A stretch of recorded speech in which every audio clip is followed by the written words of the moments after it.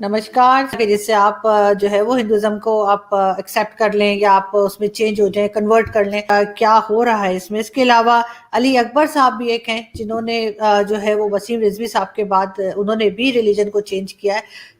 काशी विश्वनाथ मंदिर की जो हिस्ट्री है वो तो वैदिक पीरियड से स्टार्ट होती है बल्कि कुछ लोग तो उसको कह रहे हैं कि ऋग्वेद का स्टार्ट जो है वो 24,000 BCE से है। और राम राम मित्रों, आप सभी का हार्दिक स्वागत है आपके अपने चैनल द हिंदुस्तानी कल्चर में। और आज हम आप सभी के लिए एक ज़बरदस्त वीडियो लेकर आए हैं जो आप सभी के लिए बहुत ही ज्ञानवर्धक साबित होगा। तो आप वीडियो में अंत तक बने रहिए और वीडियो को लाइक एंड शेयर अवश्य करें और चैनल को सब्सक्राइब करें जिससे कि आप भी द हिंदुस्तानी कल्चर का हिस्सा बनिए। इस वीडियो का ओरिजिनल लिंक भी आपको डिस्क्रिप्शन में मिल जाएगा। तो चलिए वीडियो को स्टार्ट कर लेते हैं। आज ही हम जरा बात करेंगे काशी विश्वनाथ टेम्पल की, जिसकी काफी न्यूज चल रही है, उसकी क्या हिस्ट्री है और दोबारा से क्या इनॉग्रेशन किया जा रहा है, क्या हो रहा है, ये हम समझने की कोशिश करेंगे। और साथ साथ हम बात करेंगे वसीम रिजवी साहब की। और उन्होंने अभी जैसे कि बताया जा रहा है कि उन्होंने जो है रिलीजन चेंज किया है। तो क्या हमने तो ये सुना था कि जी हिंदुइज्म में कोई जा नहीं सकता, मतलब आप बाय बर्थ ही अगर होते हैं हिंदू तो होते हैं आप, किसी किस्म की ऐसी कोई नहीं है कि आप कोई तरीका के जिससे आप जो है वो हिंदुइज्म को आप एक्सेप्ट कर लें या आप उसमें चेंज हो जाएं, कन्वर्ट कर लें। तो इस बारे में हम बात करेंगे और समझने की कोशिश करेंगे कि इस तरह की बातें जो भारत से हमें सुनने को मिलती हैं तो कहाँ तक सही है और क्या हो रहा है इसमें। इसके अलावा अली अकबर साहब भी एक हैं जिन्होंने जो है वो वसीम रिजवी साहब के बाद उन्होंने भी रिलीजन को चेंज किया है। तो इस बारे में हम बात करेंगे। और जी हमें ज्वाइन करेंगे आप सबके जाने पहचाने संजय दीक्षित जी, जो कि ऑथर भी हैं, एनालिस्ट भी हैं और अपना जबरदस्त यूट्यूब चैनल भी नमस्ते। चलाते हैं। नमस्ते sir, thank you so much. तो सर सबसे पहले हम जो है वो काशी विश्वनाथ टेम्पल से स्टार्ट लेते हैं। और आप हमें ज़रा बताइए कि ये क्या है और क्या हिस्ट्री है इसकी और दोबारा से ये क्या किया जा रहा है। मैंने देखा था संडे को आई थिंक मोदी जी गए थे वहाँ पे और कुछ ओपनिंग वगैरह कर रहे थे। काशी विश्वनाथ मंदिर की जो हिस्ट्री है वो तो वैदिक पीरियड से स्टार्ट होती है। और वैदिक पीरियड में भी जो ऋग्वेद का पीरियड जिसको अब माना जाता है और जिसकी हिस्टोरियोग्राफी अभी जो लेटेस्ट रिसर्च चल रही है वो हिस्टोरियोग्राफी जो है वो 10,000 BCE से भी पहले जा रही है। बल्कि कुछ लोग तो उसको कह रहे हैं कि ऋग्वेद का स्टार्ट जो है वो 24,000 BCE से है। और उसके लिए बहुत सारी एविडेंस है, इसके बारे में काफ़ी डिबेट चल रही है इस वक्त। और पहले जब जो वेस्टर्न हिस्टोरियोग्राफी थी और वेस्टर्न इंडोलॉजिस्ट थे उन्होंने तो इसको 1500 BCE तक ही समेट दिया था, लेकिन वो पूरी तरह से अब गलत साबित हो गया, क्योंकि हम देख रहे हैं कि इतनी सारी जो वैदिक साइट्स हैं, पहले तो ये बिल्कुल क्लियर हो गया कि जो हड़प्पा मोहनजोदड़ो और ये पूरी की पूरी जिसको इंडस वैली सिविलाइजेशन कहते हैं, वो अब जो नए फैक्ट्स आ रहे हैं उसके हिसाब से वो सरस्वती इंडस सिविलाइजेशन है। यानी कि एक सरस्वती रिवर जो फ्लो करती थी उसका पूरा का पूरा कोर्स चार्ट आउट हो गया, उसकी पूरी रिवर मॉर्फोलॉजी चार्ट आउट हो गई है। और वो रिवर जो थी पहले किसी ज़माने में अबाउट 70,000 ईयर्स अगो, तो वो सीधे समुद्र में मिलती थी। बाद में वो इंडस में जाके मिलने लगी जब उसका कोर्स चेंज हुआ। और फिर अराउंड 3000 BCE वो ड्राई अप हो गई। ये अब ऑलमोस्ट इस्टेब्लिश्ड है। इसके लिए कई सारी बुक्स आई हुई हैं, आप उनको रेफ़र कर सकती हैं। एक मिशेल दानिनो हैं, उनकी एक किताब है द लॉस्ट रिवर, वो सबसे ऑथेंटिक मानी जाती है। तो ये अब करीब करीब इस्टेब्लिश हो गया है कि ये जितनी भी साइट्स हैं, जिसमें जो सबसे पुरानी साइट पहले मोहनजोदड़ो मानी जाती थी, लेकिन अब जो इंडिया में जो एक्सकेवेशंस हुए हैं उसके बाद में एक साइट ऐसी भी मिली है जो 8,000 ईयर्स ओल्ड है, यानी लगभग 6,000 BCE की है। और उसके नीचे भी और लेयर्स हैं, तो इसका मतलब वो that goes very deep into antiquity, और those are all Vedic sites. तो कहने का मतलब ये है कि जो 1500 BC वाली जो क्रोनोलॉजी है वो तो पूरी तरह से गलत साबित इसलिए भी हो गई क्योंकि अंग्रेज़ों ने इसको इसलिए लाया था 1500 BC वाली क्रोनोलॉजी को, क्योंकि उनको जो उनकी जो बाइब्लिकल क्रोनोलॉजी थी उसके हिसाब से सारा का सारा सेट करना था। और बाइब्लिकल क्रोनोलॉजी क्या थी? बाइब्लिकल क्रोनोलॉजी में उन्होंने ये कहा था कि साहब कि गॉड ने जब ये दुनिया क्रिएट की तो वो डेट थी उन्होंने 23 अक्टूबर 4004 BCE। तो वो 23 अक्टूबर 4004 BCE के बाद फिर उसके काफ़ी दिनों के बाद में फिर वो नोआ फ्लड आता है। नोआ की वो कहते हैं कि साहब कि वो कुछ 900 साढ़े 900 साल जिंदा रहा था। तो एक्चुअली उनकी जो ह्यूमन हिस्ट्री जो प्रॉपरली शुरू होती है वो 2000 BCE से शुरू होती है, इसलिए वो किसी को भी 1500 BCE से पुराना बता ही नहीं सकते, क्योंकि वो they have to align it with the biblical chronology. और चूंकि अब तो बाइब्लिकल क्रोनोलॉजी तो पूरी तरह से साइंस ने डिस्प्रूव कर ही दी, there is nothing called biblical chronology, it's all false. तो अब जो इंडिपेंडेंट रिसर्च हुई है उसमें दिस वैदिक era goes very far back into antiquity. तो वैदिक पीरियड में ही आपकी जो वाराणसी है उसकी रूट्स वहाँ मिलती हैं। वो पूरा का पूरा उसका वहाँ पे डिस्क्रिप्शन आता है। फिर एक राजा हुए अराउंड 10,000 BCE, उनका नाम था कश। तो उन कश के नाम से फिर ये काशी जिसको कहते हैं, जो ये वाराणसी पुरी है उसके अंदर का जो हिस्सा है जहाँ पर ये काशी विश्वनाथ मंदिर सिचुएटेड है, वो पूरा क्षेत्र जो है वो काशी कहलाता है। और जो गंगा नदी वहाँ पे बहती है, वो गंगा नदी वैसे अगर आप देखें तो बहुत कम जगह ऐसी है जहाँ गंगा जो है वो नॉर्थवर्ड डायरेक्शन में बहती है। बनारस एक ऐसी जगह है जहाँ वो नॉर्थवर्ड डायरेक्शन में बहती है, बाकी वो या तो साउथ साउथ साउथ ईस्ट उसका डायरेक्शन है ऑल थ्रू आउट। तो इसलिए इसकी जो डीप रूट्स हैं वो तो दे गो वेरी फार बैक। लेकिन अगर आप उसको रीसेंट हिस्ट्री में आए, जिसकी वजह से जो सारी जो प्रॉब्लम्स आ रही हैं वो जो इन्वेडर्स आए, इस्लामिक इन्वेडर्स, उनके बाद से शुरू होती है। क्योंकि इस टेम्पल को कम से कम 3 बार तोड़ा गया। सबसे पहले तो कुतुबुद्दीन ऐबक ने इसको 1194 में इसको तोड़ा, जब मोहम्मद गौरी का एक सिपह सलार था, एक जनरल था, और उसने कन्नौज के राजा को हराकर और उसके बनारस में आके इस टेम्पल को तोड़ा। अब क्यों तोड़ते थे ये तो आप जानते हैं। तो जयचंद का जो बेटा था उसने इसको ड्राइव अवे करके और उसको दोबारा वहाँ पे बनवाया। फिर उसके बाद फिर इस सेकंड टाइम फिर ये लोधीज़ के टाइम पे फिर तोड़ा गया। फिर उसके बाद फिर उसको वापस अकबर के वक्त पे फिर से बनाया गया। फिर तीसरी बार औरंगज़ेब ने इसको तोड़ा, और औरंगज़ेब ने इसको तोड़ के इसकी मंदिर के ऊपर ही वहाँ मस्जिद तामीर करा दी। आज भी यदि आप जाएं और वहाँ देखें तो मस्जिद के नीचे का पूरा हिस्सा जो है वो पूरा आज भी दिखाई पड़ता है कि वो मंदिर का हिस्सा है। फिर बाद में इसी के बगल में ये जो प्रेजेंट जो टेम्पल है इसको बनाया गया अराउंड 1780।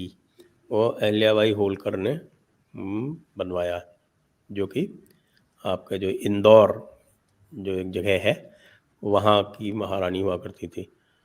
होलकर्स मराठा जो एम्पायर है, क्योंकि अनलाइक जो हमारे हिस्टोरियंस बताते हैं, लेफ्टिस्ट हिस्टोरियंस और ब्रिटिश हिस्टोरियंस और पाकिस्तानी हिस्टोरियंस, अंग्रेज़ों ने भारत जो था वो मुग़लों से नहीं लिया था, अंग्रेज़ों ने भारत मराठों से लिया था। क्योंकि 1818 में the Mughal Empire had almost ceased to exist. There was nothing that was left. जिसको कहते हैं कि लगभग आप समझ लीजिए कि 1780 के बाद से ही जो मुगलों का जो रूल था वो केवल दिल्ली और उसके आसपास रह गया था। एक बड़ी आपने सुनी होगी, पता नहीं सुनी कि नहीं सुनी, मैं बता दूं आपको। कहते हैं कि एक जोक हुआ करता था, एक मजाक के लहजे में कहा जाता था कि साहब शाह आलम अज दिल्ली ताप आलम। तो शाह आलम जो मुगल किंग था, क्योंकि शाह आलम वैसे तो पूरी दुनिया का राजा है, वो शाह आलम अज दिल्ली ताप Palam, from Delhi till Palam. Palam is the, जहाँ पर आज का दिल्ली एयरपोर्ट है वो जगह है पालम, और दिल्ली जो है, जो रेड फोर्ट है वो दिल्ली है। तो उसका जो पूरा एरिया जो था जिसके कमांड में, वो दिल्ली से पालम तक ही हुआ करता था। और 3/4 of India was under the Marathas. तो इन मराठों के 4 मुख्य सरदार हुआ करते थे। जो एक तो भोंसले थे, दे वर बेस्ड इन नागपुर। एक आपके होलकर थे, जो they were based in Indore. Gaekwad थे, वो बड़ौदा में बेस्ड थे। और सिंधिया थे, जो ग्वालियर में बेस्ड थे। और जो ओवरऑल सीट्स थी पेशवास की, वो पुणे में, यानी जो पूना जिसको कहते थे पहले, वहाँ हुआ करती थी। तो अहिल्याबाई होलकर ने 1780 में ये जो प्रेजेंट टेम्पल आप देख रहे हो वो बनवाया था। और वो जो था वो इतने छोटे से एरिया में था, उसका जो टोटल आप समझ लीजिए कि जो टेम्पल की जो प्रेमाइसेस थी वो अबाउट 3000 स्क्वायर फीट थी। और उसके चारों तरफ मकानात थे, संकरी गलियां थीं, और मंदिर जो था वो बिल्कुल पीछे छोटा सा वो रह गया था। तो इसको जो है मोदी जी जब यहाँ से मेंबर ऑफ पार्लियामेंट बने तो उन्होंने ये प्रोजेक्ट शुरू किया, जिसमें फिर लोगों से उनके मकान खरीद के, और इसको सीधा, आपने देखा होगा, अगर आपने आज देखा उसका जो लाइव टेलीकास्ट आ रहा था, तो उसको सीधा गंगा नदी से उसको लिंक अप कर दिया। और वो पूरा का पूरा जो खाली जो टेम्पल का एरिया है वो अब अबाउट 52,000 स्क्वायर फीट हो गया। और जो पूरा प्रोजेक्ट है वो करीब 5 लाख स्क्वायर फीट का हो गया है। तो it is a grand revival of that temple. So this is in short the history of the temple. बिल्कुल सही। तो लोग तो बड़े इमोशनली, मैं देख रही थी कि अटैच है उससे, और मुसलसल टीवी पर भी आपके यहाँ जो है दिखाया जा रहा था। तो वही मैंने समझने की कोशिश की कि क्या था। उसके कई लोगों ने पिक्चर्स लगाई हैं कि काफी ज्यादा गोल्ड इस्तेमाल किया गया है उसको बनाने में। और 1835 में महाराजा रंजीत सिंह ने वहाँ पर अबाउट ही gifted about 1 ton of gold, और उसकी जो गोल्ड प्लेटिंग की गई, उसकी जो शिखर है, जो उसका टॉप है, उसको बिल्कुल। तो वो आई होप कि प्योर गोल्ड ही होगा, इसलिए कि हमारे यहाँ जब फैसल मॉस्क बनी थी तो कहा गया था कि उसके ऊपर जो चांद तारा बना हुआ है कि ये गोल्ड का है, लेकिन वो कुछ टाइम के बाद वो काला हो गया, मतलब उसकी कलर खराब हो गया। तो मेरे फादर ने कहा कि जिन्होंने बनाया था लगता है गोल्ड वो खा गए। तो वो बड़ा मशहूर हुआ था कि जी गोल्ड का है, लेकिन अगर वो वाकई में गोल्ड होता तो वो खराब ना होता। लेकिन आई होप कि जो 1 टन गोल्ड है वो रियल गोल्ड होगा। ये तो और उसको तो 170 साल हो गए, तो वही ना, तो वो चेंज नहीं हुआ, तो दैट मीन्स कि यही बात है। सर इसी तरीके से हम उन्होंने 2 जगह ये गोल्ड जो था वो महाराजा रंजीत सिंह ने, एक तो जो गोल्डन टेम्पल है वहाँ डोनेट किया था, और दूसरा यहाँ काशी में डोनेट किया था, काशी विश्वनाथ टेम्पल के लिए। बिल्कुल। तो क्योंकि ये भी बड़ा मशहूर हुआ था कि जी फैसल मॉस्क जो है वो सऊदीज ने बनवाई है और सऊदीज की है ये वो, तो इसलिए इन्होंने बनाया था। लेकिन वो मुझे अभी तक याद है कि वो चांद तारा जो है वो खराब हो गया, बल्कि अभी भी वो वैसे ही है, उसको दोबारा ठीक करने की कोशिश नहीं की। और कहा यह गया था कि ये गोल्ड का है, लेकिन खैर लोगों को पता लग गया कि वो गोल्ड का नहीं था। लेकिन खैर इस तरह की चीजों से लोग बड़े अटैच होते हैं, और अच्छी बात है कि दोबारा से इनको जो है बनाया जा रहा है, और दोबारा से लोग जो है वो देख रहे हैं कि अपनी जो हिस्ट्री है उसको दोबारा से लोगों को समझने का मौका मिल रहा है।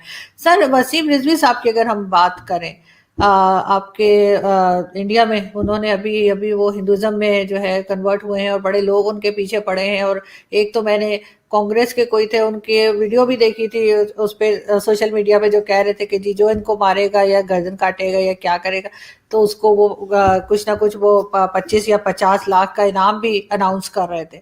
तो सर क्या, मैंने जहां तक मैं जानती हूँ या जहां तक maybe I am wrong, जहां तक मैंने सुना है कि हिंदुइज्म में कोई कन्वर्ट नहीं हो सकता, बाय बर्थ ही होते हैं।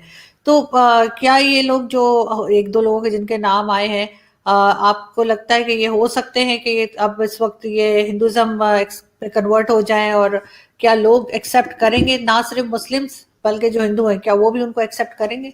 वो तो उनको कर लिया है एक्चुअली, ऐसा कुछ भी नहीं है। ये जो कहते हैं कि साहब कि कोई हिंदुइज्म में कन्वर्ट नहीं हो सकता, तो आप देखें दुनिया भर के लोग वेस्ट में जो हैं वो हिंदू धर्म स्वीकार कर रहे हैं, और हिंदू धर्म तो मन से स्वीकार करना होता है, उसके लिए कोई आउटर ट्रैपिंग नहीं है कि साहब कुछ आपको कलमा पढ़ना ज़रूरी है या फिर कुछ जैसे और कुछ जो काम वाम करते हैं वो सब करना ज़रूरी है। ऐसा कुछ भी नहीं है। आप तो एक मन से यदि निश्चय कर लें कि मैं सनातन धर्म का पालन करना चाहता हूँ, तो आप सनातन धर्म का पालन कर सकते हैं। एक जो इसमें समस्या आती है, इसमें कहते हैं कि साहब कि आपको कौन सा वर्ण या कौन सी जाति में किया जाएगा। अच्छा, ये समस्या तो कहीं भी आती।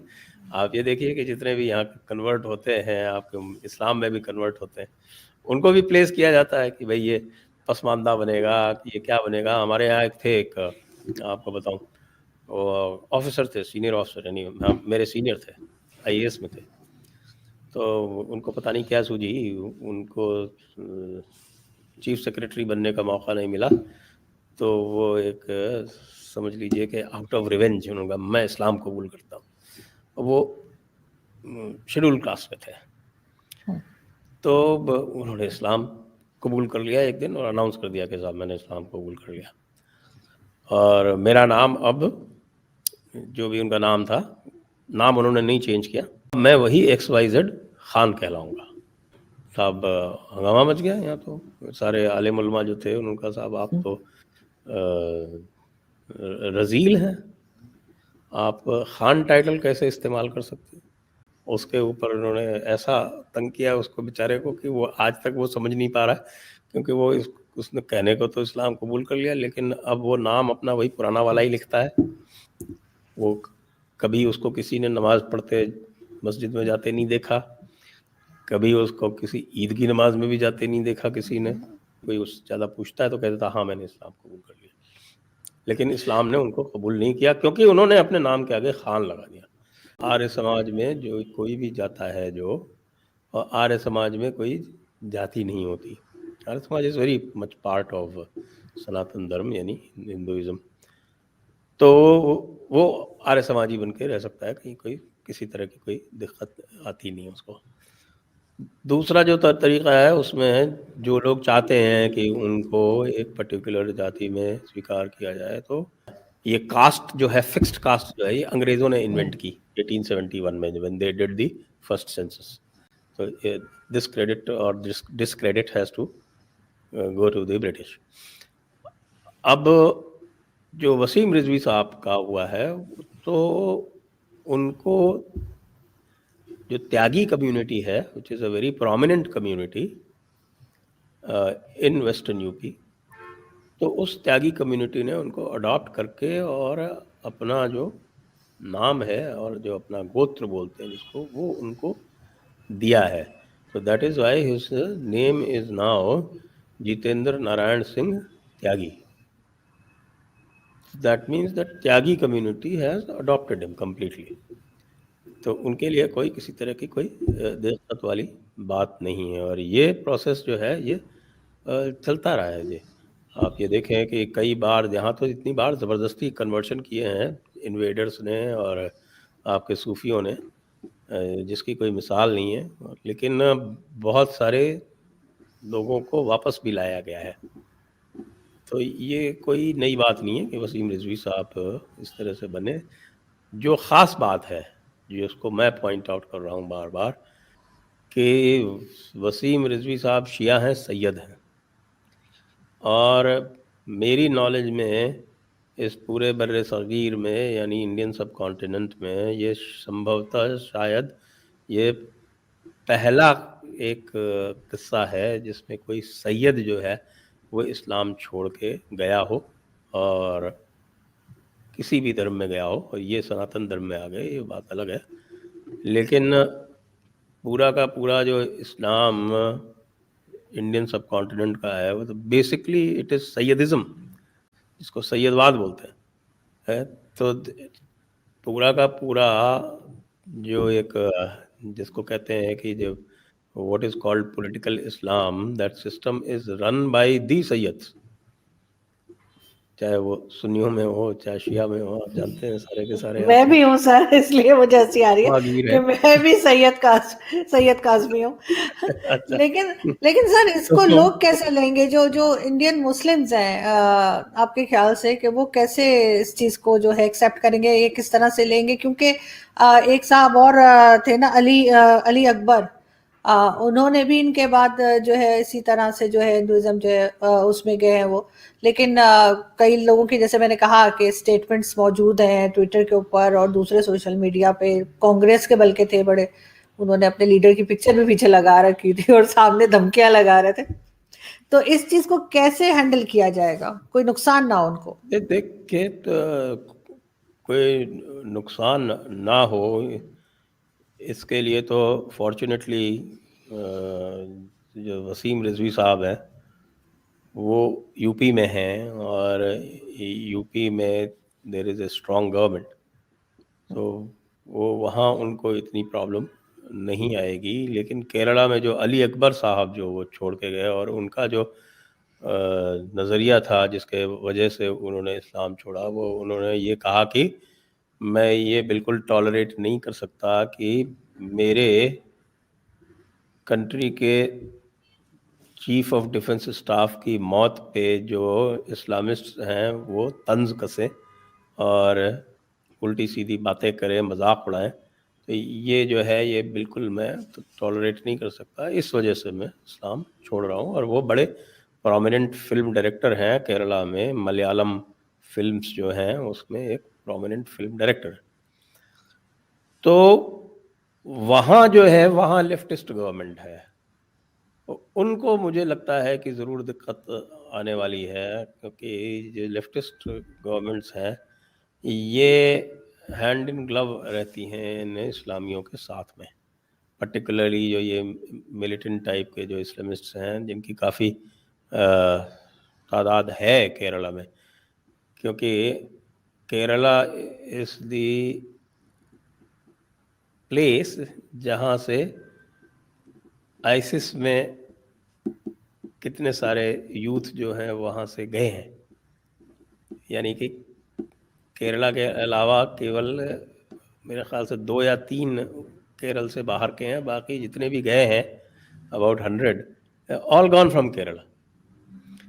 तो केरला में ये एक्सट्रीम मेंटालिटी बहुत ज़्यादा है, इसलिए मुझे लगता है अली अकबर साहब को तो ज़रूर दिक्कत आएगी।